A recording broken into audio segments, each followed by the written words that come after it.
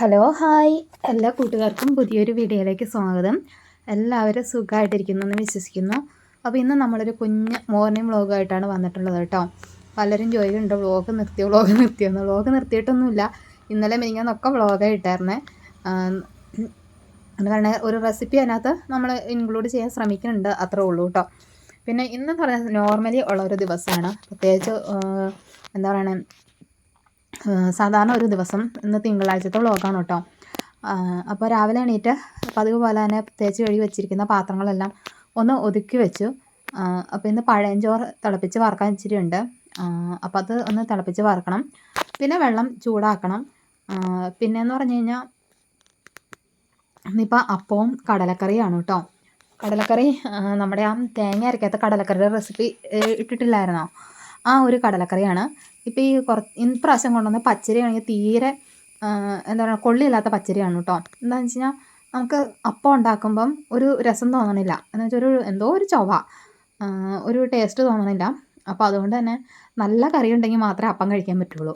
അപ്പോൾ ഇവിടെ ഏറ്റവും ഇഷ്ടമുള്ള കറി എന്ന് പറഞ്ഞാൽ കടലക്കറിയാണ്.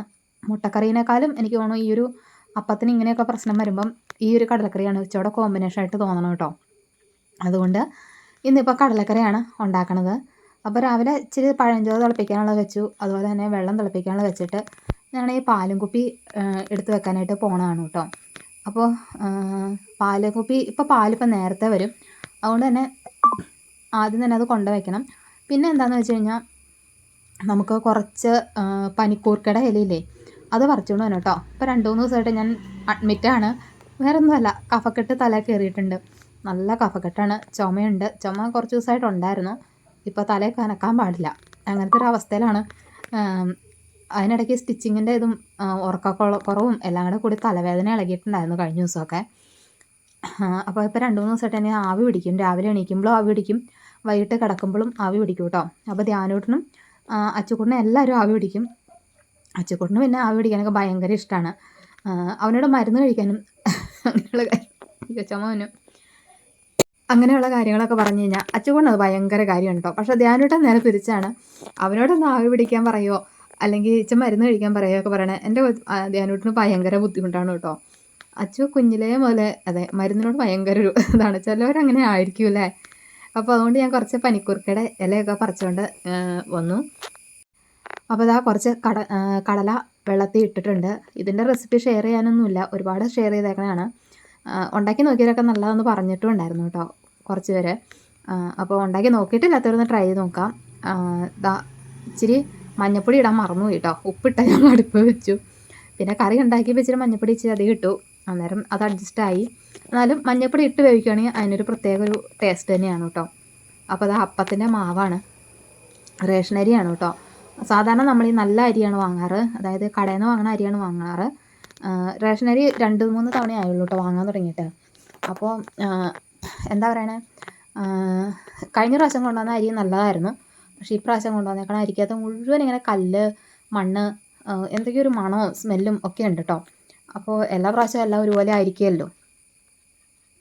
അപ്പോൾ ഞാനാണെങ്കിൽ സാധാരണ കുറേ നാളായിട്ട് അപ്പത്തിനകത്ത് പഞ്ചസാരയൊന്നും ഇടാറേ ഇല്ലായിരുന്നു. പക്ഷേ ഇതിനകത്ത് ഇച്ചിരി പഞ്ചസാരയൊക്കെ ഇട്ടില്ലെങ്കിൽ കഴിച്ച് നമുക്കത് ഒരിതുണ്ട്, ഒരു ടേസ്റ്റ് വ്യത്യാസമുണ്ട്. അപ്പോൾ അതുകൊണ്ട് ഇച്ചിരി പഞ്ചസാരയൊക്കെ ഇട്ട് ഇളക്കി മിക്സ് ചെയ്ത് അതങ്ങ് മാറ്റി വയ്ക്കാം.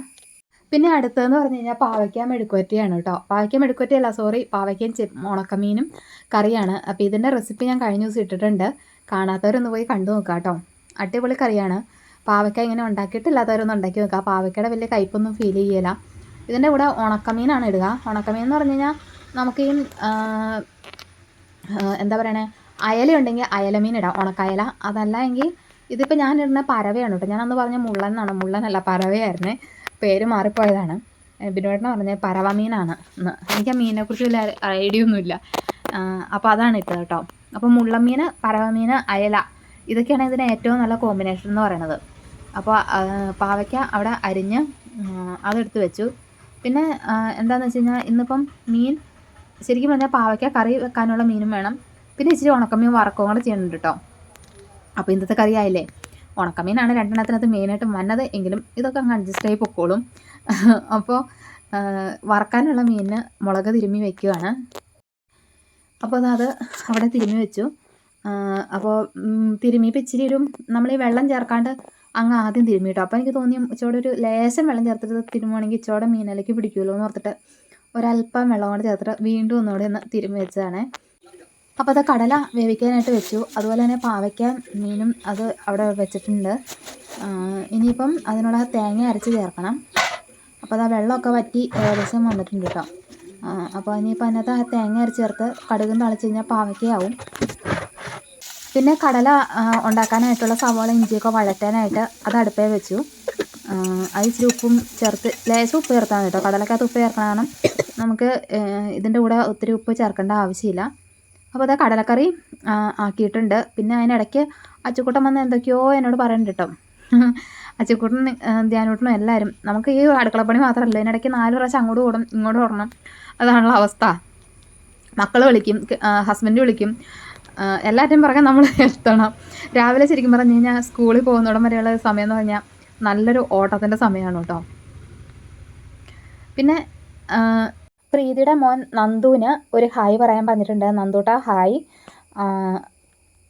പിന്നെ ഫ്രോക്ക് നൈറ്റി വേണ്ടവർ വാട്സപ്പ് ചെയ്യുക കേട്ടോ. വാട്സപ്പ് നമ്പർ ഞാൻ ഫ്രണ്ടിൽ ആദ്യം തന്നെ വീഡിയോയുടെ തുടക്കത്തിൽ തന്നെ കൊടുത്തിട്ടുണ്ടാവും. അപ്പോൾ വാട്സപ്പ് ചെയ്യുക, ഡീറ്റെയിൽസ് പറയുന്നതാണ് കേട്ടോ. അപ്പോൾ അങ്ങനെ കടലക്കറി ആയിട്ടുണ്ട്, നമ്മുടെ ചോറിനുള്ള കറി ആയിട്ടുണ്ട്. എന്നിട്ട് ഇതിന് വെച്ചാൽ മീൻ വറക്കാൻ വെച്ചു. പിന്നെ അതിനിടയ്ക്ക് അപ്പം ചുടുവാണ്. അപ്പം ചുടുമ്പോൾ എല്ലാവരും ചോദിക്കും ഒരു ഇത് വാങ്ങാറായില്ലേ എന്ന്. നമ്മൾ വാങ്ങണം എന്ന് ആഗ്രഹമുണ്ട്, പക്ഷേ ഇതുവരെയായിട്ട് അതിനുള്ള സാഹചര്യം ഒത്തിട്ടില്ല കേട്ടോ. അപ്പോൾ ഒക്കുമ്പോൾ എന്തായാലും വാങ്ങാം. പിന്നെ കത്തിയുടെ കാര്യം പലരും ചോദിക്കുന്നുണ്ട് കേട്ടോ. കത്തി ഇതേ ഇങ്ങനെ സെറ്റായിട്ട് വാങ്ങിയ കത്തിയാണ്. ഇതിൻ്റെ കൂടെ 1-2 പേരും കൂടെ ഉണ്ട്. നമ്മളത് എപ്പോഴും എടുക്കാറില്ല, ഒരെണ്ണം പോകുമ്പം അടുത്ത എടുക്കാമെന്നുള്ളതാണല്ലോ. അപ്പോൾ അത്രയേ ഉള്ളൂ കേട്ടോ. അപ്പോൾ അതുകൊണ്ടാണ് കത്തി കാണാത്തത്. ഞാനിങ്ങനെ എല്ലാം കൂടെ എടുത്തിട്ട് ഉപയോഗിക്കുകയില്ല. ഉപയോഗിക്കണ 1-2 കത്തിയുണ്ട്, അതാണ് കൂടുതൽ യൂസ് ചെയ്യുക. അപ്പോൾ അത് കടലക്കറി ആയിട്ടുണ്ട്, അപ്പം ആയിട്ടുണ്ട്, കറി ആയിട്ടുണ്ട്, എല്ലാം ആയിട്ടുണ്ട്. അച്ചുക്കൂട്ടിനെ വിട്ടിരുന്ന് ആവി പിടിക്കണം കണ്ടോ.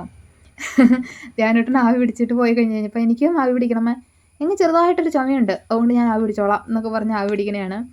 അപ്പോൾ അത് കഴിഞ്ഞ് അതേ മക്കളിൽ നിന്ന് ചായ കുടിക്കണം. അത് കഴിഞ്ഞ് പിന്നെ പിള്ളേരെ സ്കൂളിൽ പോകാനായിട്ട് ഇറങ്ങി നിന്നാണ് കേട്ടോ. പിള്ളേരെ പോകാനല്ല, ബിനുവേട്ടൻ പോകാനായിട്ട് ഇറങ്ങിയതാണ്. ഇപ്പോൾ ബിനുവേട്ടൻ എന്താ പോകാനായിട്ട് വാങ്ങണം. അപ്പോൾ അത് കഴിഞ്ഞ് പിന്നെ അച്ചുക്കുട്ടനും ധ്യാനൂട്ടൻ റെഡിയായി. പിന്നെ അച്ചുക്കുട്ടനും ധ്യാനൂട്ടനെ സ്കൂളിൽ വിടാനായിട്ട് ഇങ്ങനെ വെയിറ്റ് ചെയ്യണം കേട്ടോ. വണ്ടി തന്നെ വെയിറ്റ് ചെയ്യണതാണ്. അപ്പോൾ അവർ സ്കൂളിൽ പോയി കഴിഞ്ഞ് കഴിഞ്ഞപ്പോൾ പിന്നെ മുറ്റടിക്കാണ്ട് ഇറങ്ങിയതാണ് കേട്ടോ. ഇടയ്ക്കിടയ്ക്ക് ഇങ്ങനെ ചനമിന മഴയുണ്ട്. മഴ മാത്രമല്ല, നമ്മൾ ഈ ഇറവാലത്ത് നിന്ന് ഇങ്ങനെ വെള്ളം ചാടിയല്ലേ, അങ്ങനെ വെള്ളം ചാടുന്നുണ്ട് കേട്ടോ. അപ്പോൾ അങ്ങനെയൊക്കെയാണ് ഈ തലവേദന പോകാത്തത്. എന്ന് വെച്ചാൽ നമ്മൾ ഈ മുറ്റടിക്കാൻ ഇറങ്ങുമ്പോൾ എന്തെന്ന് പറഞ്ഞാൽ തലയിൽ 1 തുള്ളി 2 തുള്ളിയൊക്കെ ചാടും. നമ്മളത് വകവയ്ക്കാണ്ട് അങ്ങ് നടക്കും. അന്നേരം അത് ഇവനെ പറയണത് കഫക്കെട്ടായിട്ട് മാറിയിട്ട് ഭയങ്കര പ്രശ്നമാണ് ഇപ്പോൾ. അപ്പോൾ ഇതാ ഞാൻ മുറ്റടി ഏകദേശം കഴിഞ്ഞു. അത് കഴിഞ്ഞ് വന്നിട്ട് കുറേ തുണി മടക്കാനുണ്ടായിരുന്നു കേട്ടോ. ഇതൊക്കെ നമ്മൾ ഈ തുണി തേക്കാനായിട്ട് വിരിച്ചിരുന്ന ഷീറ്റാണ്. അത് ഞാൻ ആദ്യമേ മടക്കി വെച്ചു. പിന്നെ നമ്മൾ മുറ്റത്തുനിന്ന് കുറച്ച് തുണി എടുത്തുകൊണ്ട് പോന്നിട്ടുണ്ടായിരുന്നേ. അത് നമ്മൾ ഈ മുകളിൽ കിടക്കുന്ന തുണിയൊക്കെ മാറ്റിയിട്ട് അവിടെ വിരിച്ചിടും. അപ്പോൾ 3 ട്രിപ്പായിട്ട് നമ്മൾ തുണി ഉണങ്ങിയെടുക്കണേ. അപ്പോൾ ഒരു ട്രിപ്പ് മുറ്റത്തിടും, അവിടുന്ന് അത്യാവശ്യം വെള്ളം തുറന്നു കഴിയുമ്പോൾ ആ തുണി എടുത്ത് ഇങ്ങോട്ടേക്കിടും. ഞാനിങ്ങനെ മണത്ത് നോക്കണം, മുഖത്തൊക്കെ വെച്ച് നോക്കണമായിരുന്നല്ല, തുണി ഉണങ്ങിയെന്നാണ് കേട്ടോ. തുണി ഇങ്ങനെ മുഖത്തേക്ക് നമ്മൾ കൈ പിടിക്കുമ്പോൾ അത്ര ഇത് തോന്നിയില്ല, പക്ഷേ മുഖത്തേക്ക് വെച്ച് ഇങ്ങനെ നോക്കുമ്പോൾ ശരിക്കും തണുപ്പുണ്ടെങ്കിൽ അറിയാം. അങ്ങനെയാണ് ഞാൻ എന്താ പറയണേ, അല്ലെങ്കിൽ മടക്കി വെക്കാൻ പറ്റിയല്ല. മടക്കി വെക്കണമെങ്കിൽ തുണിയിലെ തണുപ്പ് നന്നായിട്ട് മാറണ്ടേ. അപ്പോൾ അതവിടെ എടുത്തിട്ട് വീണ്ടും അതിച്ചോടെ ഉണങ്ങാനുണ്ടായിരുന്നു. അപ്പോൾ അത് വീണ്ടും മുകളിൽ കയറ്റി ഇടണം. അങ്ങനെ അടിച്ചോരും പറക്കും എല്ലാം കഴിഞ്ഞ് കഴിഞ്ഞ് പിന്നെ കുറച്ച് പാത്രം കഴുകാനുണ്ടായിരുന്നു. അതൊക്കെ വേഗം ഒന്ന് കഴുകി വെക്കുകയാണ്. അങ്ങനെ അടുക്കളയിലെ എല്ലാം ക്ലീനിങ്ങും എല്ലാം കഴിഞ്ഞ് കഴിഞ്ഞിട്ട് ഞാനാണെങ്കിൽ സ്റ്റിച്ച് ചെയ്യാനായിട്ട് ഇരിക്കുകയാണ് കേട്ടോ. അപ്പോൾ ഇപ്പോഴത്തെ ഒരു ജീവിതം എന്ന് പറഞ്ഞാൽ എങ്ങനെയാണ്, എത്രയും പെട്ടെന്ന് പണികൾ തീർക്കുക, എന്നിട്ട് സ്റ്റിച്ചിങ്ങിനായിട്ട് കയറിയിരിക്കുക എന്നുള്ളതാണ്. അപ്പോൾ ഇന്നത്തെ വിശേഷങ്ങൾ എന്താ ഇങ്ങനെയൊക്കെയാണ്, കുഞ്ഞു കുഞ്ഞു വിശേഷങ്ങളായിരുന്നു. വീഡിയോ ഇഷ്ടമായ ലൈക്ക് ചെയ്യുക, സബ്സ്ക്രൈബ് ചെയ്യുക, കമൻറ്റ് ചെയ്യുക. അപ്പോൾ നല്ലൊരു വ്ളോഗുമായി നമുക്ക് വീണ്ടും കാണാം. താങ്ക്